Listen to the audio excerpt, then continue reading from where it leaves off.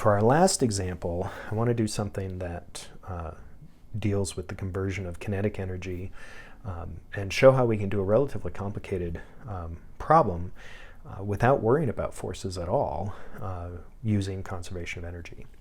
So in this case, we've got, this is problem 42 from chapter 8. Okay, so we have an object that's sliding down a ramp, and that ramp goes into a loop-de-loop like this. Okay, forgive my drawing there. We have at point A, it's sliding down the ramp like that, and it is a distance 4r above the surface. And the radius of this thing that's approximated by a circle is r. And the question I have for you is, what is the velocity,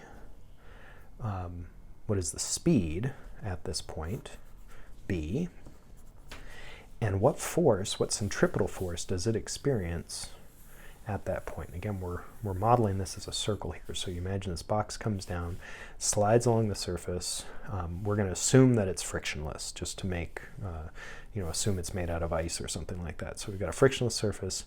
It's zooming down here. It's going to go around like that. And the question is, what is the acceleration or the force at this point, and how fast is it going?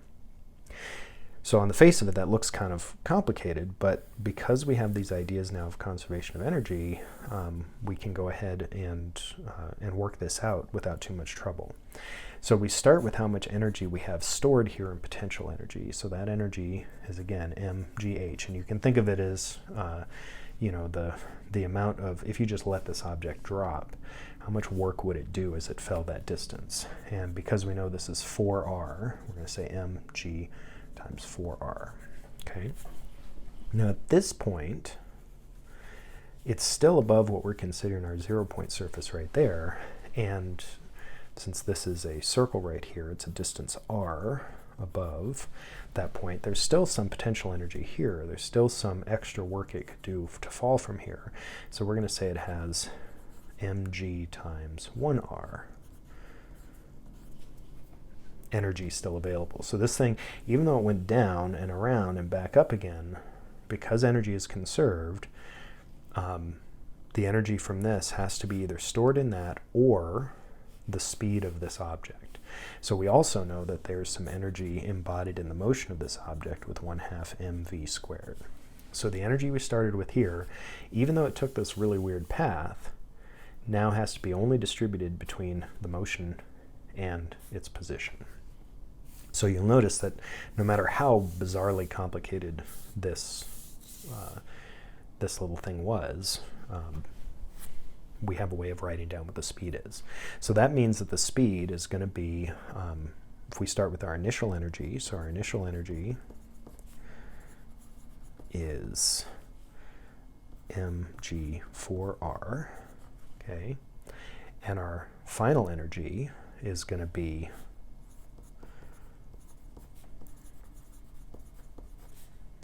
mg times r plus 1/2 mv squared, right? Because we can distribute the energy in those two areas. So we can set those things equal to each other because of conservation of energy. So I get mg4r is equal to mgr plus 1/2 mv squared. The masses cancel, so we don't care about that. And we can go ahead and compute our velocity here. So v is going to be equal to, this is going to turn out to be, let's see here, if I subtract this off of that, I get g3r, then I multiply that by 2, right? And then I take the square root. So that becomes 6gr square root. And then for my significance, I can check that and make sure the units are right. I've got g, which is meters per second squared. I have r, which is meters. So that gives me units of meters squared per second squared. And I take the square root. So the units work out. That looks great. And now the question is, what's the force that this is experiencing? Well, if you remember from our circular motion, any object that's experiencing circular motion, uniform circular motion like that, we have the acceleration is equal to v squared over r.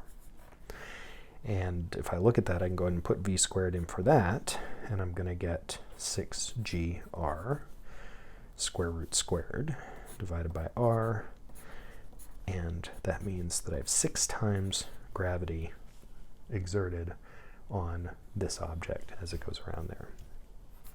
So again, relatively complicated problem, but because we can use conservation of energy, it's much easier to work out than we would if we were trying to do it with forces.